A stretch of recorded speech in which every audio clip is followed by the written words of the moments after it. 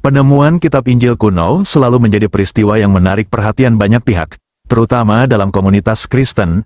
Salah satu penemuan yang kontroversial adalah Injil Barnabas. Penemuan ini menimbulkan berbagai reaksi yang mencerminkan keberagaman pandangan dalam komunitas Kristen serta pentingnya teks suci dalam kehidupan beragama mereka. Banyak anggota komunitas Kristen yang menyambut penemuan Injil Barnabas dengan antusiasme dan rasa ingin tahu. Mereka melihatnya sebagai peluang untuk memperdalam pemahaman tentang sejarah awal kekristenan dan berbagai teks yang mungkin pernah ada namun hilang dari kanon Alkitab yang dikenal saat ini. Bagi sebagian orang, penemuan ini memberikan kesempatan untuk mengeksplorasi perspektif yang berbeda tentang ajaran Yesus dan konteks historis dari masa itu. Dari sudut pandang teologis, penemuan Injil Barnabas memicu diskusi mendalam tentang keaslian dan relevansi teks tersebut. Beberapa orang berharap bahwa Injil Barnabas dapat memberikan wawasan baru yang memperkaya pemahaman mereka tentang ajaran Yesus. Namun, banyak teolog Kristen yang skeptis terhadap Injil Barnabas, mengingat perbedaan signifikan antara isi kitab ini dan teks-teks kanonik yang ada dalam Alkitab. Mereka menganggapnya sebagai dokumen apokrifa yang tidak mencerminkan ajaran yang diterima secara luas oleh gereja awal. Sebagian besar komunitas Kristen merespons penemuan Injil Barnabas dengan skeptisisme dan kekhawatiran. Mereka mempertanyakan keaslian dan integritas manuskrip ini, serta motif di balik penemuan dan penyebarannya. Kekhawatiran ini seringkali berkaitan dengan kemungkinan adanya manipulasi atau kesalahan dalam penafsiran teks. Selain itu, beberapa orang juga khawatir bahwa Injil Barnabas dapat digunakan untuk mendiskreditkan atau menantang keyakinan Kristen yang sudah mapan. Kitab Injil Barnabas adalah salah satu teks yang kontroversial dalam studi kekristenan. Banyak pendeta dan teolog Kristen memiliki pandangan kritis terhadap kitab ini karena berbagai alasan. Berikut adalah beberapa pandangan umum dari para pendeta tentang isi kitab Injil Barnabas. Mereka berpendapat bahwa kitab ini bukanlah bagian dari kanon Alkitab dan tidak memiliki dukungan historis yang kuat. Beberapa pendeta menunjuk pada bukti bahwa Injil Barnabas mungkin ditulis pada abad pertengahan, jauh setelah periode kehidupan Yesus dan para rasul, sehingga mengurangi kredibilitasnya sebagai sumber historis yang dapat diandalkan. Para pendeta juga menyoroti bahwa isi Injil Barnabas seringkali bertentangan dengan teks-teks kanonik dalam Alkitab. Misalnya, Injil Barnabas menggambarkan Yesus sebagai seorang nabi dan bukan sebagai anak Allah, yang bertentangan dengan keyakinan dasar dalam kekristenan.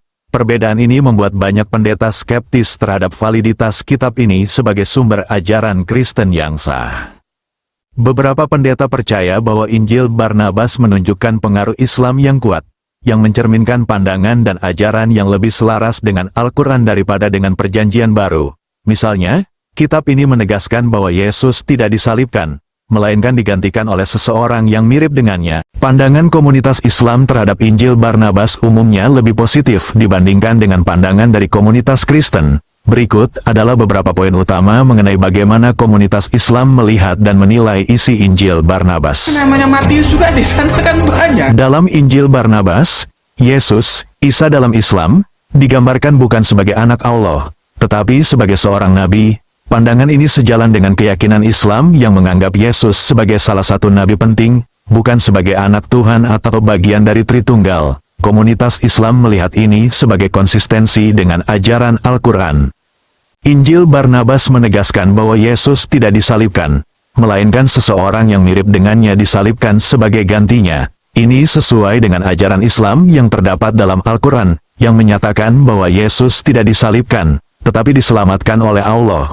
Oleh karena itu, banyak umat Islam melihat Injil Barnabas sebagai teks yang mendukung pandangan mereka tentang peristiwa penyaliban. Injil Barnabas tidak mengakui keilahian Yesus, yang sekali lagi selaras dengan pandangan Islam. Dalam Islam, hanya Allah yang Maha Esa, dan tidak ada makhluk lain yang memiliki sifat keilahian. Injil Barnabas yang tidak mengangkat Yesus sebagai Tuhan sejalan dengan monoteisme ketat yang diajarkan dalam Islam. Salah satu aspek yang menarik bagi komunitas Islam adalah referensi Injil Barnabas terhadap kedatangan Nabi Muhammad. Injil ini menyebutkan bahwa Yesus meramalkan kedatangan seorang nabi setelahnya, yang dianggap sebagai Nabi Muhammad. Ini cocok dengan ajaran Islam yang menyatakan bahwa Muhammad adalah nabi terakhir yang diutus untuk menyempurnakan ajaran para nabi sebelumnya. Meskipun banyak umat Islam yang tertarik dan menerima beberapa ajaran dalam Injil Barnabas, Ada juga yang skeptis terhadap keaslian dan asal-usul kitab ini.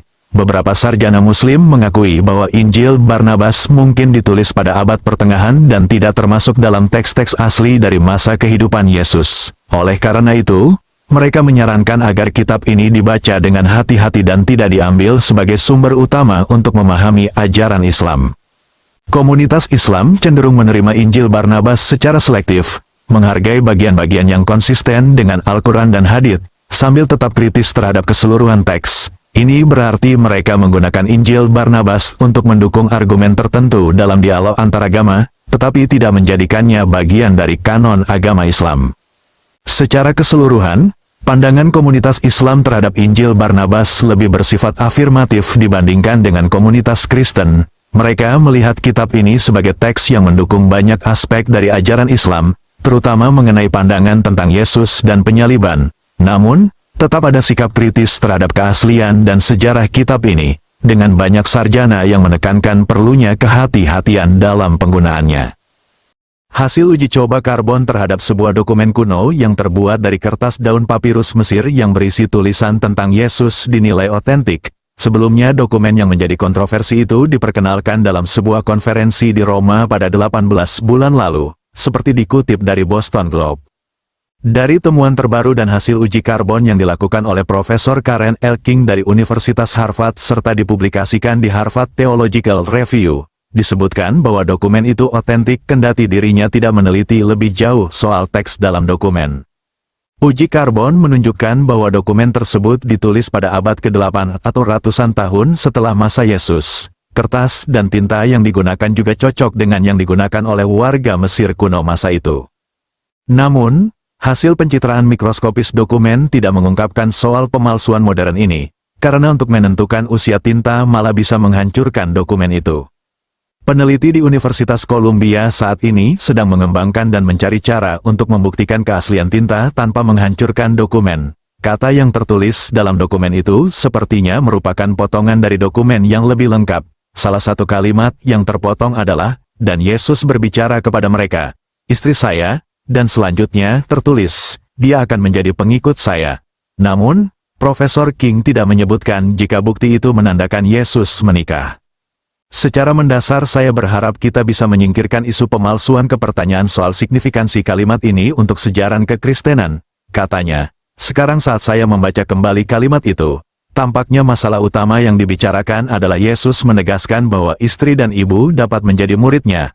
Tambahnya, King memulai meneliti sejak 2011 atas permintaan pemilik dokumen yang membelinya pada 1999 dari seorang kolektor yang mendapatkannya pada 1960 di Jerman Timur.